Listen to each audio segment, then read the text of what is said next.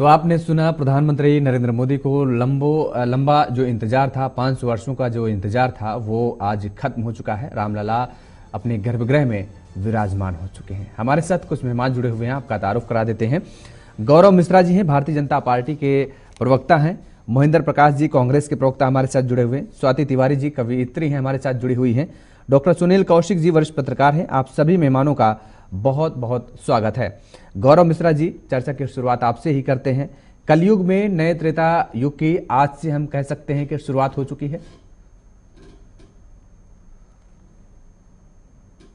भी है, कलयुग में विकार भी रहेगा, आसुरी शक्तियां भी उसी प्रकार प्रभावी रहेंगी, लेकिन हम सत्य का संधान नहीं छोड़ सकते। और उस सत्य को जो स्थापित करने वाला व्यक्ति है, जो सत्यवीर है, जो सत्य को धारण करता है, जो सीता के विराट स्वरूप को धारण करता है, वो राम है। और उस रामलला को इसी कलयुग में 500 वर्ष का वनवास झेलना पड़ा। वो इस कलिकाल के ही कारण संभव हो सका, लेकिन एक महामानव इसी धरती पर अवतरित होता है प्रधानमंत्री नरेंद्र मोदी के रूप में, और इस महाअनुष्ठान को संपन्न कराता है। और भारत में एक बार पुनः भगवान राम के उस चेतना का प्रवाह स्पष्ट हम महसूस करते हैं, जो कन्याकुमारी से कैलाश तक, कच्छ से कामाख्या तक पूरे भारत को एक चेतन प्रवाह में जोड़ती है। और मुझे लगता है कि आज भारत का कण कण व्यक्ति व्यक्ति राममय है, और वो राममय है जो हमारे अंदर, हमारे भीतर आत्मा के रूप में प्रवाहमान है। किसी भी प्रकार के दुराग्रह, किसी भी प्रकार के राजनैतिक साम दाम दंड भेद जैसी परिभाषाओं से परे बिल्कुल एकत्व जिसको कहते हैं, जहां पर आत्मा और परमात्मा का मिलन होता है, इस प्रकार के वातावरण का निर्माण इस युग से शुरू होगा, इस कालचक्र से शुरू होगा। क्योंकि प्रधानमंत्री जी ने कहा है कि ये काल चक्र एक नए युग की शुरुआत हो रही है, और प्रत्येक भारतवासी इस जिम्मेदारी को महसूस करे, क्योंकि विश्व मानवता के लिए, पूरे प्रकृति के लिए यह जिम्मेदारी भारतवंशियों पर ही प्रकृति ने दी है, भगवान ने दी है। और उसके लिए ही भगवान राम का पुनः अवतरण हुआ है, अयोध्या में आगमन हुआ है। तो मुझे लगता है कि पूरे विश्व में हर प्रकार की समस्याओं का समाधान भारतीय संस्कृति के पास है, और भारतीय संस्कृति का प्रत्येक नागरिक एक राजदूत बनकर, एक एम्बेसडर बनकर पूरे विश्व में छाएगा, और यहां से सभी समस्याओं का समाधान निकलेगा। बिल्कुल। महेंद्र प्रकाश जी, गौरव जी ने कालचक्र का जिक्र किया। प्रधानमंत्री नरेंद्र मोदी जी ने दरअसल कालचक्र का जिक्र किया था। उन्होंने कहा कि वो जब राम सेतु गए तो उन्होंने महसूस किया कि जब प्रभु राम यहाँ से इस सेतु से समुद्र को पार किए होंगे, और कालचक्र दोहराता है उन्होंने कहा, और एक बार फिर से वही कालचक्र अब दोहराता नजर आ रहा है।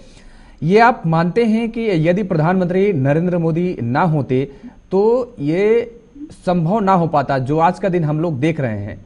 आप भी मानते हैं? क्योंकि आपके नेता आचार्य प्रमोद कृष्णम इस बात को खुले मन से, दिल से स्वीकार करते हैं, और सार्वजनिक स्थल पर मीडिया के सामने बोल भी रहे हैं।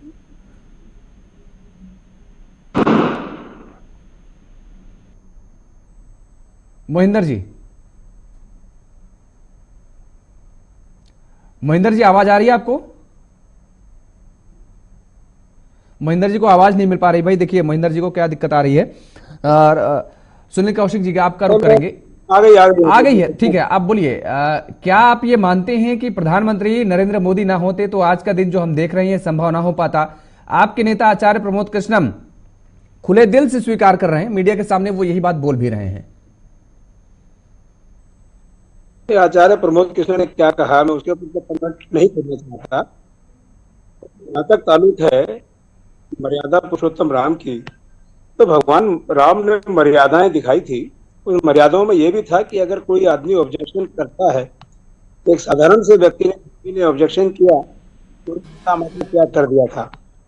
और भी बहुत सारी बातें हैं जो उन्होंने मर्यादा को रखते हुए हम लोगों की भावनाओं के विरुद्ध उन्होंने काम किया भगवान राम ने। चाहे पब्लिक ने उनको अच्छा नहीं समझा, जनता ने अच्छा नहीं समझा।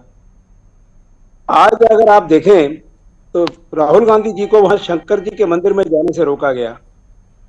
आप देश में मर्यादाओं की बात करते हैं, मर्यादा के आप प्रोफेसर बनने की उसमें अपने भाषण देते हैं, लेकिन आप मर्यादाओं का पालन करते हैं क्या? भगवान राम को चरितार्थ करना चाहते हैं, राम राज्य की ओर आप अग्रसर हैं, तो उसमें राम की मर्यादा को भी आपको पालन करना पड़ेगा। आज मैं आपको बुरा लगूंगा ये कहता हुआ, लेकिन मोदी जी या उनकी सरकार जो परोक्ष रूप से इसमें शामिल है, क्योंकि डायरेक्ट रूप से तो इनके साथ आ नहीं सकती, कोर्ट का संविधान का बीच में आएगा कि संविधान किसी प्रधानमंत्री को ये आज्ञा नहीं देता कि वो किसी धार्मिक कार्य में जाए, लेकिन उन्होंने एक परोक्ष रूप से इनडायरेक्ट रूप में वहां पहुंचे। लेकिन फिर भी मैं कहता हूं कि मर्यादाओं का जो पालन है, अगर वो किया जाता, सभी लोगों को शामिल करने की, पूरे हिंदुस्तान को शामिल करने की जिम्मेदारी सरकार की उपस्थित थी। क्या पूरा हिंदुस्तान इसमें शामिल है दिल से? इन्होंने एक पर्सनल कार्यक्रम बनाकर इसको किया है। आपने फिर और मैं बधाई देता हूं कि मोहिंदर जी, आप ये मर्यादाओं का जो ज्ञान देने लगते हैं ना, मुझे लगता है कि ये थोड़ा सा समझना चाहिए और आत्ममंथन और आत्मचिंतन करना चाहिए। आपने कहा कि प्रधानमंत्री नरेंद्र मोदी को नहीं जाना चाहिए था, सोमनाथ राष्ट्रपति जी को चले जाना चाहिए था जब जीर्णोद्धार हुआ, जब वहां कार्यक्रम किया गया। आपने यहां कह दिया कि ये सरकारी कार्यक्रम हो गया, वहां पर आपने कह दिया कि नहीं सरकारी कार्यक्रम नहीं है जी। ये कैसे दोहरी नीति चलेगी?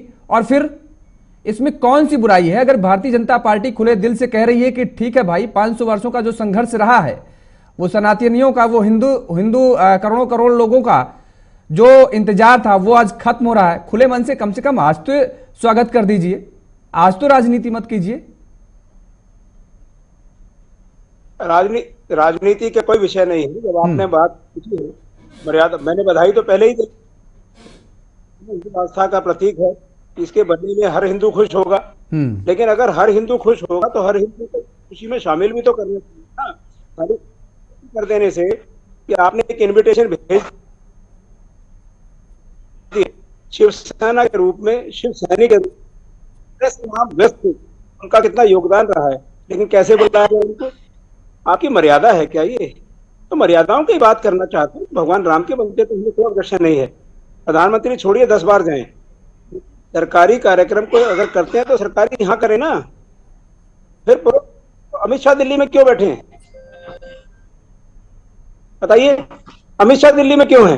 क्या उनका योगदान कम है? ये एकाधिकार दिखाना है। अधिकार इस चीज का सूचक होता है, जैसे रावण था कि मेरी शक्ति, मैं जो चाहूंगा वही होगा। चलिए ठीक है, जिसको निमंत्रण दिया गया वो पहुंचा नहीं। आप शिवसेना का जिक्र कर रहे हैं, शिवसेना के मित्र होते तो जरूर उनसे मैं बात करता और उनसे मैं सवाल करता। सुनील कौशिक जी, प्रभु रामचंद्र जी को एक आइकॉन के तौर पर हम लोग देखते हैं कि असत्य पर सत्य की जीत, खास तौर पर जब दशहरा आता है, विजयदशमी का दिन आता है, तो हम जब रावण का पुतला दहन करते हैं तो ये एक प्रचलन है कि एक मैसेज जाता है कि असत्य पर सत्य की विजय हुई थी, और उसी के रूप में ये एक जो प्रथा चली आ रही है उसको हम लोग आगे बढ़ाते चले आ रहे हैं। लेकिन त्रेता युग का जो आज अनुभव हम सब ले पा रहे हैं, कलयुग में एक बार फिर असत्य पर सत्य की जीत तो तभी हो गई थी जब सुप्रीम कोर्ट से निर्णय आ गया था, लेकिन असल जीत आज मानी जाए? ये बिल्कुल क्यों नहीं मानी जाएगी? आप देखिए ना, जनमानस में गांव गांव गली गली जाकर के आप देखेंगे तो निश्चित तौर से वही अनुभूति की जा रही है। और राम राज्य की परिकल्पना कब होती है? राम राज्य की परिकल्पना जब होती है जब देश का राजा उस परिकल्पना की बात करे। फॉर एग्जाम्पल, छोटा सा एग्जाम्पल है, जब हम घर में होते हैं तो घर में माँ बाप परिकल्पना करते हैं, बच्चे वो कहते हैं। तो किसी भी पार्टी का कोई भी शासक रहा हो, निश्चित तौर से शासक की बड़ा महत्ता रहती है। शासक की मंशा क्या होती है, शासक की जो मंशा होती है उसी हिसाब से ब्यूरो कैसे काम करती है, उसी हिसाब से मानसिकता बदल करके लोग रहते हैं।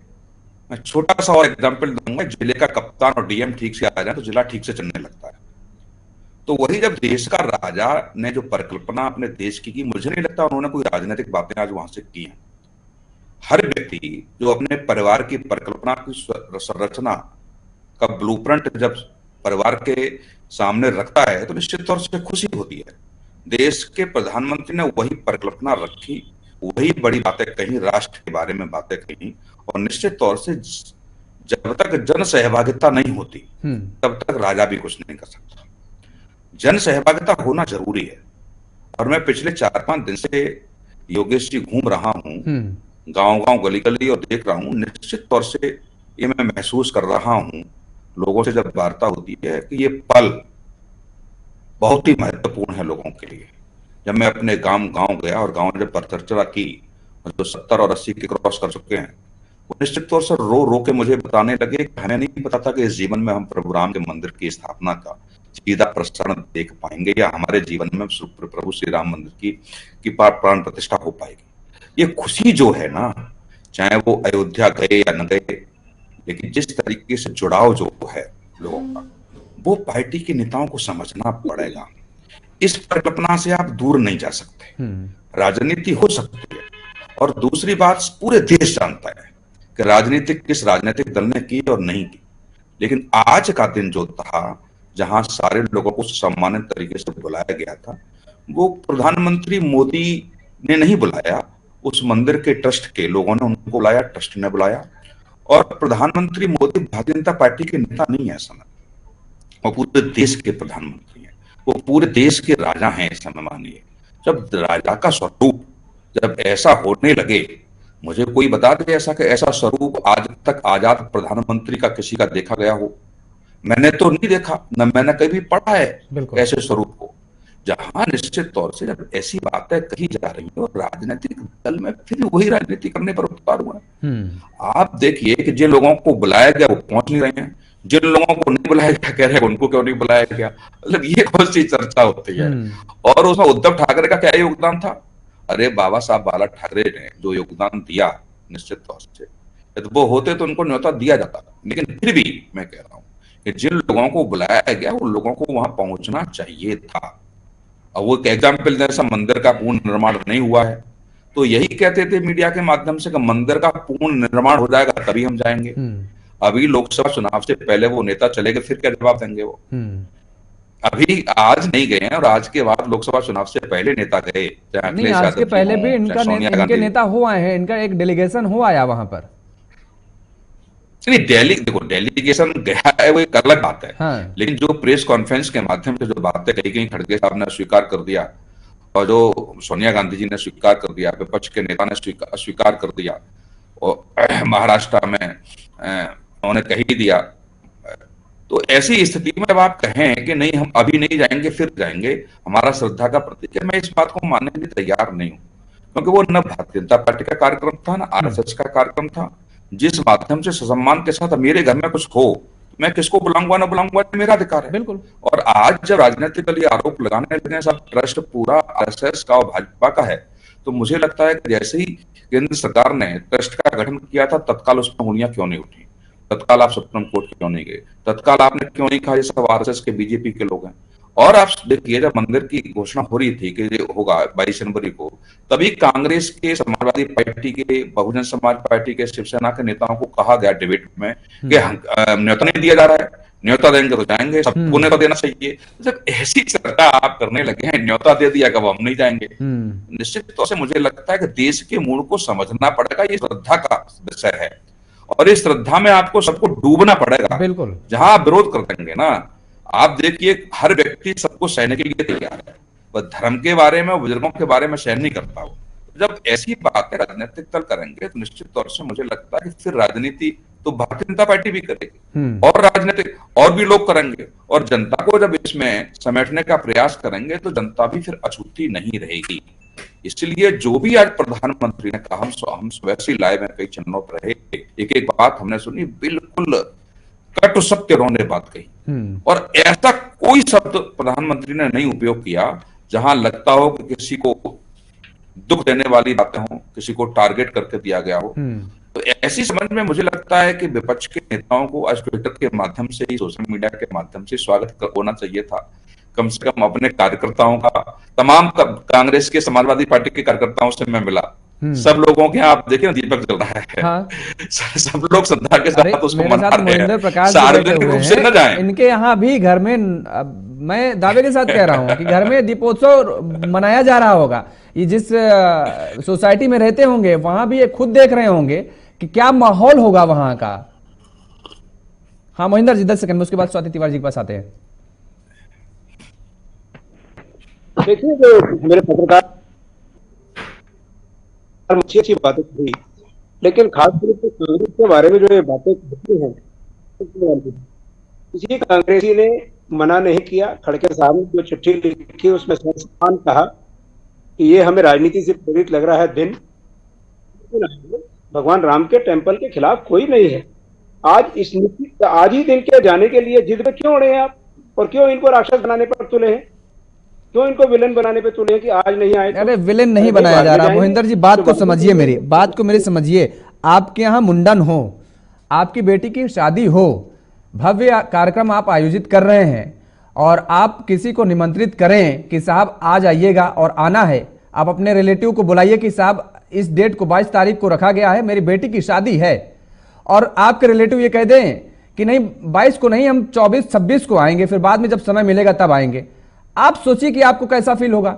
और अगर आपने कहा कि ये राजनीति से प्रेरित था, आप बताइए भारतीय जनता पार्टी के झंडे बताइए अगर वहां पर अयोध्या में कहीं दिखे हों, किसी कार्यकर्ता के हाथ में दिखे हों, किसी नेता के हाथ में दिखे हों, जो लोग वहां पर गए हों उनके हाथों में दिखे हों, भगवा जय श्री राम के झंडे केवल वहां पर लहराते नजर आए हैं। हमें प्रतीत होगा, हम प्रतीत करते हैं, ये सब कहना मुझे लगता है वो सुनील कौशिक जी जो कह रहे थे कि देश किस दिशा में बह रहा है उस दिशा में हमें भी चलना पड़ेगा। देश का मूड क्या है वो हमें समझना पड़ेगा, हमें का मतलब आपको समझना पड़ेगा। मोहिंदर जी आएंगे आपके पास, लेकिन उससे पहले आएंगे आपके पास स्वाति तिवारी जी। हम आ रहे हैं आपके पास, आपको पूरा समय देंगे, आप इत्मीनान से जवाब दीजिएगा, आप इत्मीनान से जवाब दीजिएगा। आपके पास आते हैं। बेटी की शादी का मैंने उदाहरण दिया, ये तो आज का ऐतिहासिक दिन था, वो इसीलिए मैं जा रहा हूं स्वाति जी के पास। इस ऐतिहासिक क्षण को भूला नहीं जा सकता। आज की तारीख इतिहास में दर्ज हो गई और दीपावली मनाने की बात जो हम कर रहे हैं, अब शादी का एक उदाहरण दिया आपको कि आपको कैसा लगेगा। दीपावली से पहले आज एक दीपोत्सव, भव्य दीपोत्सव देश भर में मनाया जा रहा है। पटाखे फूट रहे हैं, आपके सोसाइटी में भी फूट रहे होंगे, आप इस बात को अनुभव कर पा रहे होंगे। लेकिन स्वाति जी, आज के ऐतिहासिक दिन के लिए प्रभु रामलला के स्वागत में क्या पंक्तियां आपके मन में आ रही हैं? सबसे पहले तो समस्त विश्राम भक्तों को बहुत बहुत शुभकामनाएं। और राजनीति की बातें हो रही है, बहुत तमाम तरह की बातें हो रही है, मगर अभी वास्तविक है कि जो माहौल है वो पूरी तरह से राममय है। पिछले 3-4 दिनों नोएडा में रहती हूँ, मैं कहीं भी निकल रही हूँ, अभी भी मेरी में और मतलब पूरे स्वागत की तैयारी छोटे से बच्चे के अपने घरों में अमूमन करते हैं, वो सारी चीजें तमाम जगह पे दिखाई दे रही हैं। तो सारी राजनीति से इतर मैं 4 पंक्तियां श्री राम के चरणों में निवेदित करूंगी और फिर जो बात राजनीति पे हो रही है उस पे भी 4 पंक्तियां जरूर रखूंगी। बिल्कुल, स्वागत है। अपनी आंखों को दर्पण बना लीजिए और घिस कर के चंदन बना लीजिए। अपनी आंखों को दर्पण बना लीजिए और घिस कर के चंदन बना लीजिए। राम तो आएंगे आपके पास पर, राम तो आएंगे आपके पास पर। मन अयोध्या सा पावन बना लीजिए, मन अयोध्या सा पावन बना लीजिए। और एक बात कहना चाहूंगी कि अभी पिछले कुछ समय से जो राजनीति हमें देखने को मिल रही है वो जो भारत की मूल आत्मा है उससे बिल्कुल ही इतर दिख रही है विपक्ष की तरफ से। तो पूरी जनता की ओर से एक छोटे से मनुहार के रूप में भी मैं 4 पंक्तियां जरूर कहना चाहूंगी जी। जब तलक सांस है तब तलक कीजिए, देश के तत्व को ना पृथक कीजिए। जब तलक सांस है तब तलक कीजिए, देश के तत्व को ना पृथक कीजिए। लोक के तंत्र को जिंदा रखना है तो, लोक के तंत्र को जिंदा रखना है तो राजनीति मत कीजिए। बहुत इसी बढ़िया। राम राज्य की परिकल्पना और नींव आज रखी गई है और मैं ये कामना करती हूँ कि इसी राम राज्य की सकारात्मक राजनीति को लेकर के हमारी सारी पॉलिटिकल पार्टीज आगे बढ़ेंगी। बिल्कुल, आप बहुत अच्छी बात कही है कि जब तलक है सांस तब तलक देश के तत्वों को ना पृथक कीजिए और लोक के तंत्र को अगर जिंदा रखना है तो सकारात्मक राजनीति करिए। मुझे लगता है कि राजनीतिक दलों को इस बात को समझना चाहिए। आपने बहुत अच्छी लाइनें कही हैं। फिलहाल यहाँ पर एक छोटे से ब्रेक का वक्त हो चला है, ब्रेक के लिए रुकेंगे यहाँ पर और ब्रेक के बाद फौरन हाजिर होंगे। ब्रेक के बाद एक बार फिर आप सभी का स्वागत है। चर्चा को आगे बढ़ाएंगे, हमारे साथ सभी मेहमान लगातार बने हुए हैं और सीधा रुख करेंगे भारतीय जनता पार्टी के प्रवक्ता गौरव मिश्रा जी का। मिश्रा जी, आज देश में दिवाली मनाई जा रही है और कुछ लोगों का दिवाला हालांकि निकल रहा है, लेकिन इस दौरान सियासत अभी भी जारी है। ये कहा जा रहा है कि सियासत आपकी तरफ से भी की गई है। भाई, जिनका योगदान था उनको आपने निमंत्रण नहीं दिया जो जाना चाह रहे थे, और जो नहीं जाना चाह रहे थे उनको आपने बुलावा भेज दिया। वो कह रहे हैं कि साहब मंदिर निर्माण का पूरा हो जाएगा तब हम दर्शन करेंगे।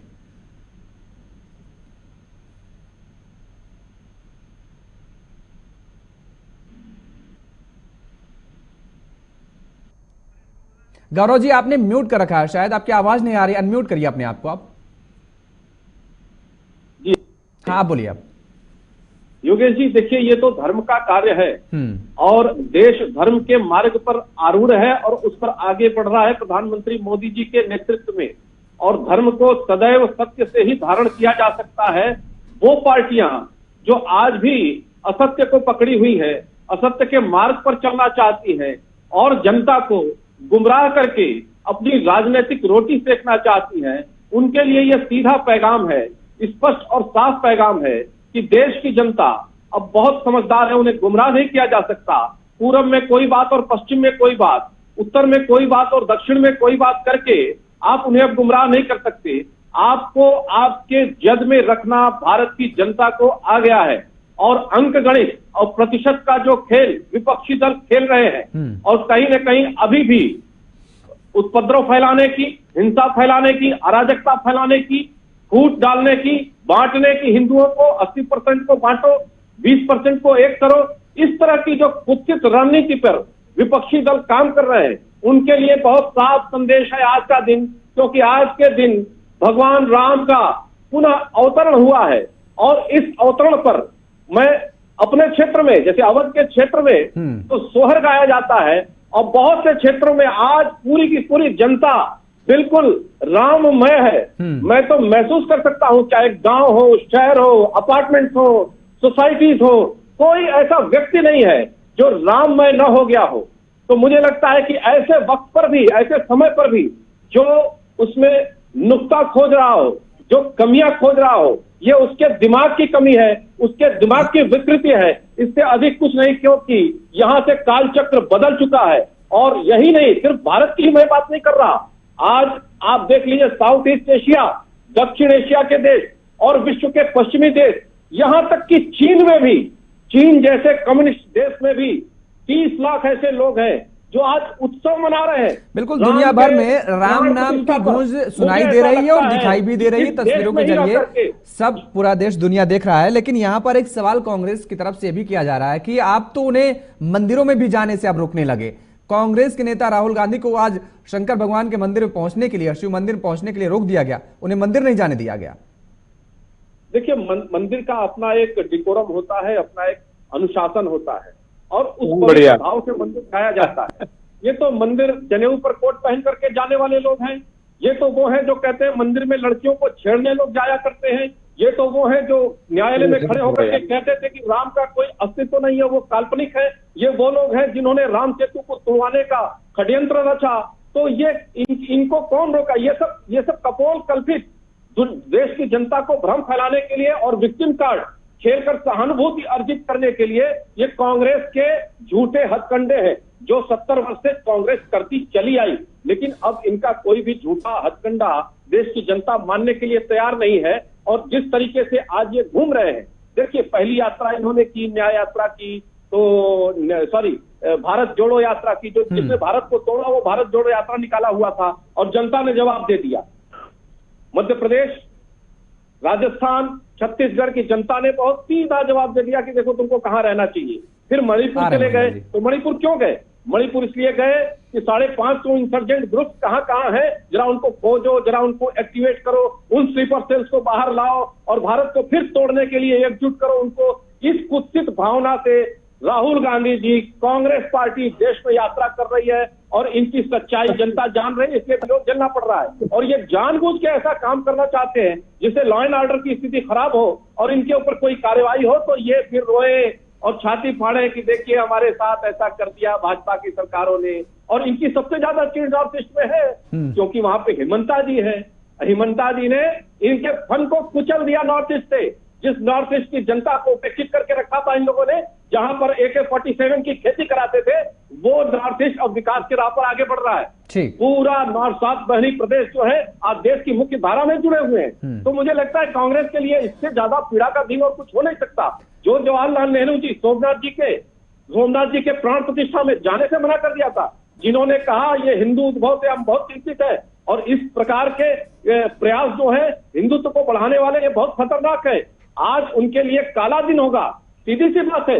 ये इनको निमंत्रण भी गया था, लोकतंत्र के नाते मंदिर के ट्रस्ट ने इन्हें निमंत्रण भी दिया था, परंतु ये वहां गए नहीं। किस मुंह से जाएंगे जनता के पास? ये राम राम की बात करते हैं, कौन से राम की बात करेंगे ये? योगेश जी देखिए, मेरे मित्र बीजेपी के इतना विष इनके अंदर से निकल रहा है। राम भक्त के अंदर शांति होती है। आज इतनी बड़ी राम की पूजा हुई है, उसके बाद तो हमारे मन में तो आज गीत निकल रहा है, राम के लिए गीत निकल रहा है। हमें कोई शौक नहीं है कि कुछ बोले, विष बोले, लेकिन अगर आप विष बोलेंगे तो उसकी दवाई, उसका इलाज भी हमारे पास है, उसका इलाज भी करने आता है। सर्प जब दंश करता है तो एंटीवेनम भी देने आता है। आप थोड़ा चुप रहेंगे मिश्रा जी तो मैं बोलूं? बोलिए, जवाब दीजिए महेंद्र जी, बोलिए। बात करते हैं कि ब्रिटिश मानो कहाँ की नारी थी? ये गुजरात की रेजिडेंट थी ना। उसके बारे में आप लोगों ने क्या किया? उसके बच्चे की हत्या की, उसके परिवार की हत्या, उनके जो लोग हत्यारे थे उनको कोर्ट से छुड़वाया। पहले आपने पूरी कोशिश की कि उनको सजा ही ना हो, और जब सजा हो गई तो बाहर निकाल दिया, इलेक्शन में फायदा लिया। उसके बाद सुप्रीम कोर्ट में झूठ बोलकर आप लोगों ने जो कार्य किया, उस पर सुप्रीम कोर्ट ने आपके ऊपर शर्म की काली माँ जो तुम्हारे चेहरे पर लगा रखी है, उसको जरा शीशे में जाकर के देखिए। नारी रक्षा की बात करते हैं, मणिपुर की कन्याएं, महिलाएं क्या इस देश की नागरिक नहीं है? आपके प्रधानमंत्री जो आंसू बाहर निकले, तंदूर कांड वाले नारी की रक्षा के लिए पूरी चढ़ाई करके लंका को ध्वस्त कर दिया था। अरे आप तो नाटक वाले जो समझे, ये जो हजारों लोग के मौत के जिम्मेदार को अपने घर में, अपने डाइनिंग टेबल पे नाश्ता करा करके भगाते हैं। किस मुंह से भगाते हैं? सिखों का संभाल के बात करते हैं। कैसे आप इस पार्टी के बारे में कह रहे हैं? उस पार्टी ने देश पर राज किया है, ये देश को आजादी दिलाने में उसका सहयोग रहा है। आप तो अंग्रेजों के पिट्ठू हो। आज क्या राम राम राम राम करे चले जा रहे हो आप? आप कौन से मित्रा हो? एक गेरुआ वस्त्र डालने से आप वो हो गए? आपकी जबान में इतना जहर भरा है कि आप आज राहुल गांधी को मंदिर पर रोकने के लिए कहते हैं कि वहां हेमंत बिस्वा ने पता नहीं क्या कर दिया, बम फोड़ दिया। अरे किसको मारोगे? तुम्हारा रिकॉर्ड है, तुम्हारा डीएनए है। आज आप यहाँ कौन है? तुम्हारा डीएनए ये है कि गजनी के मजार पर जाके फातिया पढ़ते हो। तुम्हारा डीएनए कौन सा है? अरे अपना डीएनए बताओ। न बाप का पता, न दादा का पता, न दादी का पता, कौन किस डीएनए का है आप हमको सिखाएंगे? आप तो बीवी छोड़ हैं। नहीं, अच्छा रोकेंगे, अब रोकेंगे। डिरेल हो रहे हैं सभी लोग, डिरेल हो रहे हैं, डिबेट डिरेल हो रही है। रुकिए, दोनों लोग रुकिए।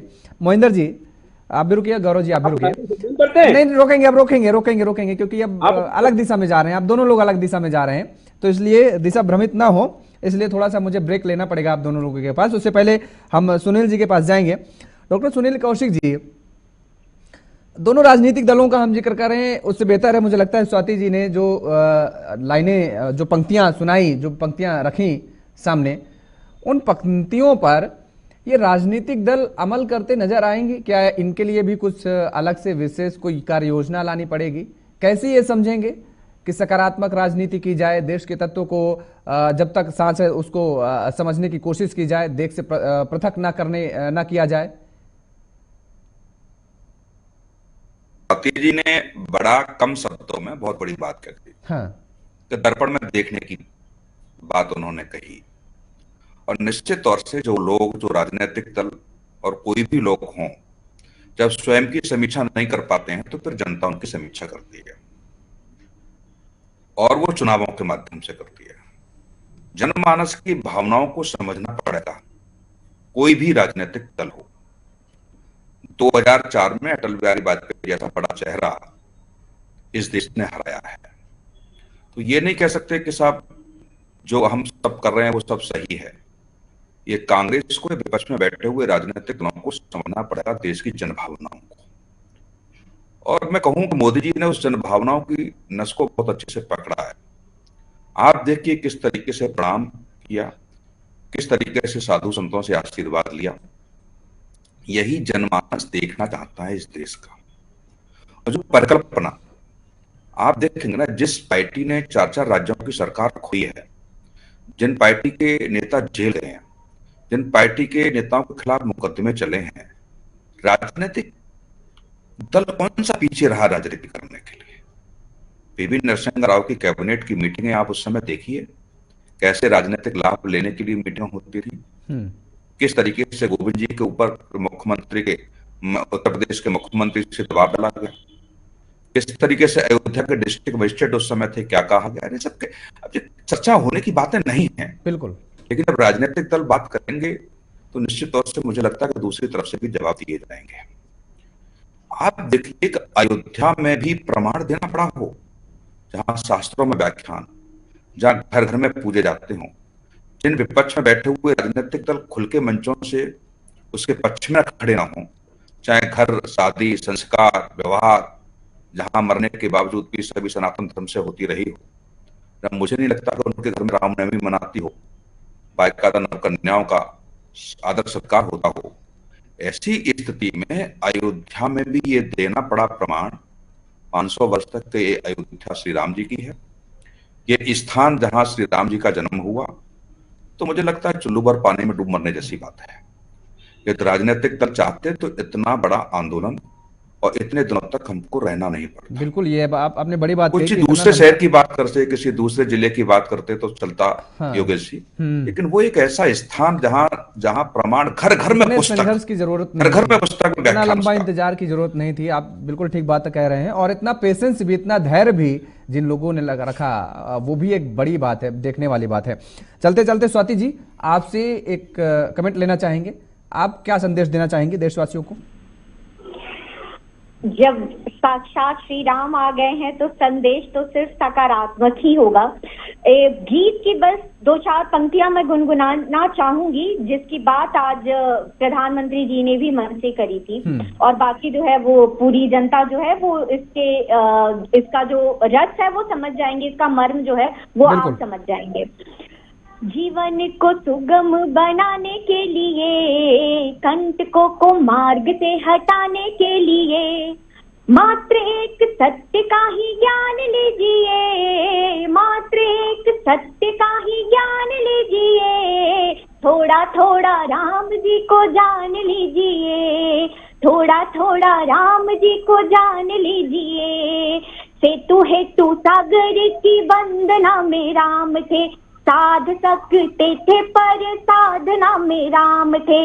अर्थ है कि शक्ति पहले नहीं लगाइए, धीर टूटने के बाद धार आजमाइए, निज धैर्य बना बलवान लीजिए, निज धैर्य बना बलवान लीजिए, थोड़ा थोड़ा राम जी को जान लीजिए, थोड़ा थोड़ा राम जी को जान लीजिए। तो बस इसी श्री राम को जानने की जरूरत है, और हम जानेंगे तो निश्चित तौर से बहुत जल्द विश्व गुरु की पदवी पर दोबारा बैठेंगे। बिल्कुल, जिसका हम लोगों का इंतजार है, और हम लोग लगातार ये दावे कर भी रहे हैं, और न केवल दावा कर रहे हैं, उस और बढ़ते भी नजर आ रहे हैं। बहुत बहुत शुक्रिया स्वाति जी आपका, और आप सभी मेहमानों का हमारे साथ जुड़ने के लिए, समय देने के लिए बहुत बहुत शुक्रिया, बहुत धन्यवाद। तो 500 सालों का जो लंबा इंतजार था वो आज खत्म हो गया है। प्रभु रामलला अपने गर्भगृह में विराजमान हो गए हैं, और कल से यानी 23 जनवरी से आप भी अयोध्या जा सकते हैं और प्रभु रामलाल के दर्शन कर सकते हैं। मेरे साथ फिलहाल इतना ही। खबरों